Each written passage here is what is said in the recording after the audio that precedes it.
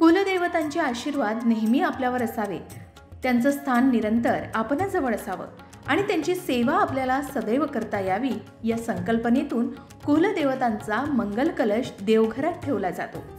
हाच मंगल कलश तुमच्या घरी असेल तर देवघरातील कुलदेवतेच्या या मंगल कलशाची स्थापना विधी तो कोणत्या दिशेला ठेवावा आणि तो कधी बदलावा या प्रश्नांची उत्तरं चला जाणून घेऊयात। पण त्याआधी आमच्या चॅनलला सबस्क्राईब करा, बेल आयकॉनला क्लिक करा। तुम्ही जर हा व्हिडिओ फेसबुकवर पाहत असाल तर फेसबुक पेजलाही फॉलो करा। अनेकांच्या देव्हाऱ्यामध्ये कुलस्वामिनीचा कलश पुजलेला असतो। हा कलश आपल्या देव्हाऱ्यामध्ये असणं अत्यंत गरजेचं आहे असं म्हणतात, कारण हा कलश आपल्या कुलदैवत आणि कुलस्वामिनी यांचं प्रतीक मानलं जातं। ज्या घरातील देव्हाऱ्यामध्ये कुलदेवतेचा कलश असतो त्या घरात कधीच संकट येत नाही आणि त्या घरावर कुलदेवतांचे आशीर्वाद कायम असतात असंही सांगितलं जातं। ज्याप्रमाणे कुलदेवतांची पूजा करणं आपल्यासाठी गरजेचं आहे, अगदी त्याचप्रमाणे कुलदेवतेचा कलश आपल्याला विशिष्ट दिवशी देवघरामध्ये स्थापित करणंही आवश्यक आहे। प्रत्येकाच्या कुलदेवतेचा वार हा वेगळा असतो आणि म्हणूनच आपल्या कुलदेवतेच्या वारानुसार हा कलश आपल्या देव्हाऱ्यामध्ये प्रस्थापित केला जाऊ शकतो। कुलदेवी कुलस्वामिनीचा वार मंगळवार किंवा शुक्रवार दोन्हीपैकी एक वार निवडून त्या दिवशी आपल्या घरामध्ये कलशाची स्थापना करावी आणि कुलदेवाचीही त्याचबरोबर पूजा करावी असं सांगण्यात येतं। प्राचीन शास्त्र ग्रंथामध्ये घरच्या घरी कुलदेवतेची स्थापना कशी आणि केव्हा करावी या संबंधीचा विधी सांगितला गेलाय। भारतीय संस्कृती कोशातील माहितीप्रमाणे स्थापनेच्या आदल्या दिवशी एकभुक्त राहावं। स्थापनेच्या दिवशी अंघोळ झाल्यानंतर संगम, पुण्यतीर्थ इत्यादी 7 पवित्र स्थळातील माती आणून त्यांचा गोळा तयार करावा। त्यात पंचरत्ने घालावी। पंचरत्नामध्ये सोनं, चांदी, माणिक, मोती अशा वस्तू ठेवाव्यात। घराच्या अंगणात आग्नेयेस एक वेदी तयार करावी आणि त्यावर तो गोळा ठेवावा आणि त्याची प्राणप्रतिष्ठा करावी असं म्हणतात। तीच त्यांची कुलदेवता। कुलदेवतेच्या एका अंगाला शीतला आणि दुसऱ्या अंगाला विषहरा देवीची स्थापना करून पूजा करावी असं म्हणतात। यावरून असं लक्षात येतं की घरातील मुलाबाळांना विषाची बाधा अथवा गोवराची रोगराई होऊ नये अथवा गोवर आदी रोगराई होऊ नये यासाठीच या 2 देवतांची कुलदेवतेबरोबर पूजा केली जात असे। कुलदेवता बसवताना पौराणिक पद्धतीप्रमाणेच महिना, पक्ष, तिथी, वार, नक्षत्र यांचाही विचार केला जातो।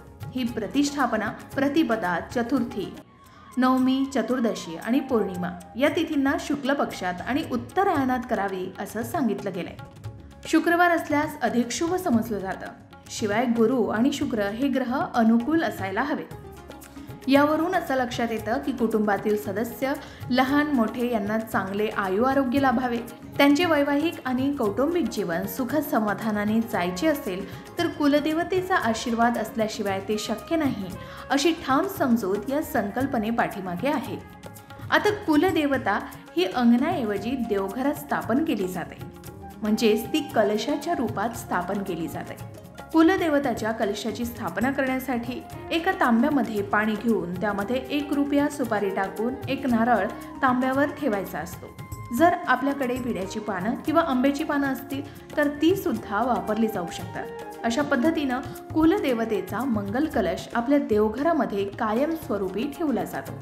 आता या कलशाची पूजा नेहमी करावी असं म्हणतात। दररोज अनेक जण या कलशामधील पाणी बदली करून तुळशीला किंवा अन्य झाडांना वाहतात आणि पुन्हा आपल्या देव्हाऱ्यामध्ये हा मंगल कलश प्रस्थापित करतात। रोज पूजा करत असताना या कलशावरील नारळ बदलला जात नाही, तोच नारळ ठेवला जातो। आपल्या कुळधर्म कुळाचाराच्या रीतीप्रमाणे या मंगल कलशाचं पूजन आणि स्थापना करण्याची पद्धत आहे।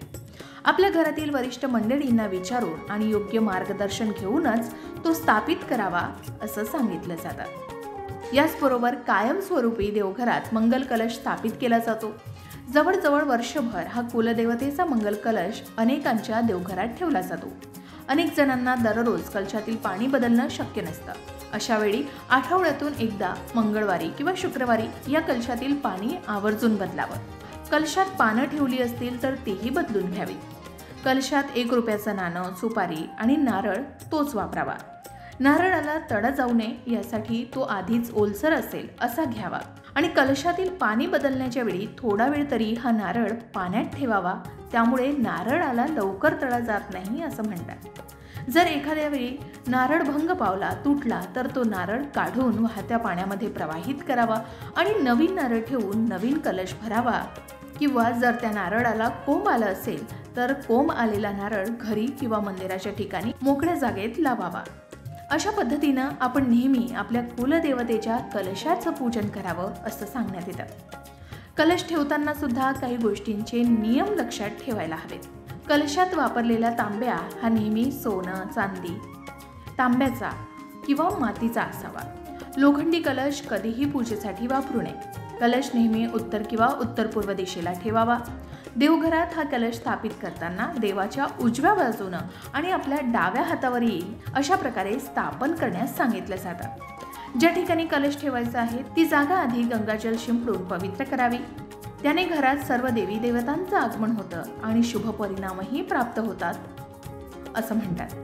शिवाय आधी सांगितल्याप्रमाणे प्रत्येक देवीचा वार मंगळवार किंवा शुक्रवार दोन्हीपैकी एक वार निवडून त्या दिवशी आपल्या घरामध्ये कलशाची स्थापना करावी. शिवाय आधी सांगितल्याप्रमाणे प्रत्येक देवीचा वार मंगळवार किंवा शुक्रवार आहे. या दोन्हीपैकी एक वार निवडून त्या दिवशी आपल्या घरामध्ये कलशाची स्थापना करावी.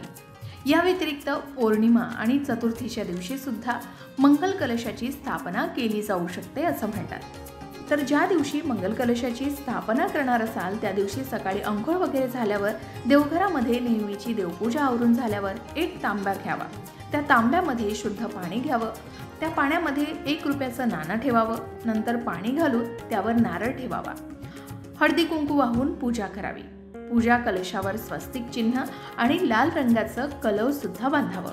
मंगल कलश स्थापन झाल्यानंतर पंचोपचाराने कलशाची विधिवत पूजा करावी आणि कुलदेवतेचा नामजप सुद्धा करावा.